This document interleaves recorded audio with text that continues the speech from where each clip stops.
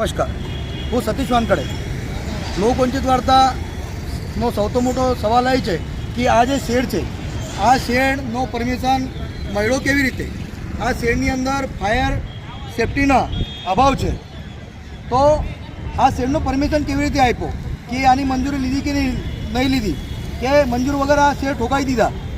એ આ જ વિસ્તાર છે જે વિસ્તારમાં ગયા અઠવાડિયે આગ લાગેલી, એ ચોડ પર આ બીજી ઘટના બને છે. અને આમાં તમે જોઈ શકો છો કે અહીંયા કોઈપણ જાતનો ફાયર સેફટી માટે સેફટી હજી વાત જ દેખાતી નથી. સેફટીનો કોઈ ઇન્સ્ટ્રુમેન્ટ અહીંયા છે જ નહીં, કેમ કે આ પતરાનું શેડ છે. સુરત શહેરની અંદર પતરાનું શેડની પરમિશન નથી એવો બતાવવામાં આવે છે. અને આ તમારા દેખતા લાઈવમાં દેખાઈ રહ્યો છો, આ અયોધ્યા જંકશન, અહીંયા આ જે માર્કેટ છે, અયોધ્યા માર્કેટ છે, એની સામે એક્ઝિટ સંડે લગુનની બાજુમાં આ શેડનો વિસ્તાર બનાવેલું છે. તો આ આહિર ચોક છે, આ આહિર ચોકના એક્ઝિટ બાજુમાં જ છે, કેમ કે મહાનગરપાલિકા પરમિશન આ શેડોને આપતી નથી અને આપે છે, તો અહીંયા સેફટીનો અભાવ જોવા મળે છે. સૌથી મોટો સવાલ આ છે કે આ શેડોને પરમિશન મળી કેવી રીતે? તો અહીંયા ઘટના સ્થળ પર વડોદરા પીઆઈ શ્રી, અહીંયા એમની ટીમ હાજર થઈ ગયેલી છે, તથા ફાયર ડિપાર્ટમેન્ટના ટીમો અહીંયા કાર્યરત છે.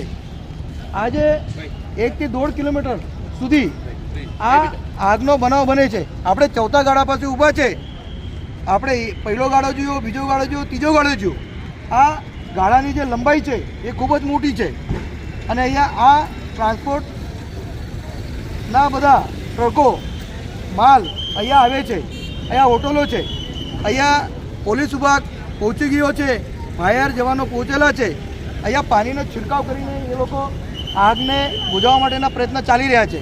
તો આ સૌથી પહેલા રિપોર્ટ લોકવંચિત વાર્તા આપી છે. અહીંયા 2 રસ્તા છે, એક આહિર ચોક, બીજો આવે છે ડીએમડી પાસેથી. જે વખતે મેટ્રોનો અહીંયા કામ ચાલી રહ્યો હતો, મેટ્રોનો બ્રિજ ત્યાં હલી ગયેલો હતો, એ જ રોડ છે, પર્વત કુંભારિયા આ રોડ કહેવાય. આ બીજી ઘટના બની છે અને એ જ રોડ પર છે જ્યાં માર્કેટમાં આગ લાગેલી હતી. હવે આ શેડોમાં આગ લાગી છે. તો જે સોફાનું દુકાન હતો, એ સોફાના દુકાનમાંથી માલ બળીને ખાક થઈ ગયેલો છે. તો આપણે અમારી સાથે જોતા રહો, આ આગ વિશે શું થશે, મહાનગરપાલિકા શું બતાવશે અને ફાયર ડિપાર્ટમેન્ટ કેટલા સુધી આ આગ પર કાબૂ મેળવશે. તો જોતા રહો લોકવંચિત વાર્તા. નમસ્કાર. બીજી ગાડીઓ રસ્તા ટ્રાફિક અહીંયા સાહેબ, અહીંયા ફાયર વિભાગના ડિપાર્ટમેન્ટ અહીંયા અવેલેબલ થઈ ગયો છે અને ફાયર બ્રિગેડના જવાનો અંદર કામ કરી રહ્યા છે. આગ પર કાબૂ મેળવવાનું કાર્ય ચાલે છે. સાહેબ, કેટલા ગાડીઓ આવી છે? 8 ગાડીઓ છે, બીજી ગાડીઓ હજુ ટ્રાફિકમાં છે, આવે છે ગાડીઓ. ઓકે, ટોટલ મતલબ આ કેટલા દૂર સુધી આગ લાગી હશે તમારા ખ્યાલથી? પાછળ પણ પકડાઈ ગયા છે ઓકે. ગ્રાઉન્ડ પાછા જેસીબી પણ મંગાવ્યા છે. થોડું પતરા ખોલવું પડે, કેમ કે અત્યારે હીટ થઈને પતરા બંધ થઈ ગયા. ઓકે ઓકે ઓકે, ઠીક છે ભાઈ. બાકી નુકસાન તો લોકોનો થઈ ગયો હશે આ વિસ્તારનો. આ એક જ તો પછી ખબર પડે. 2 જ ગાળામાં આગ છે ને, 2 જ ગાળામાં છે ને હમણાં આ બાજુ છે ને, પાછળ હોય છે, એટલે સલંગ છે. હા, સલંગ છે, મોટો છે. અલગ અલગ સાઈઝનો ગોડાઉન. આગ એક મતલબ આગ લાગવાનું કારણ કઈ ખબર પડી તમને? હવે હજુ એ ખબર નહીં કે. ઓકે ઓકે, ઠીક છે. શું નામ છે સાહેબ તમારો? મારું નામ મનોજ શુક્લા, ફાયર. ઓકે, કઈ ફાયર સ્ટેશન તમારું? ડુંભાલ ફાયર. ડુંભાલ. ઓકે, ઠીક છે.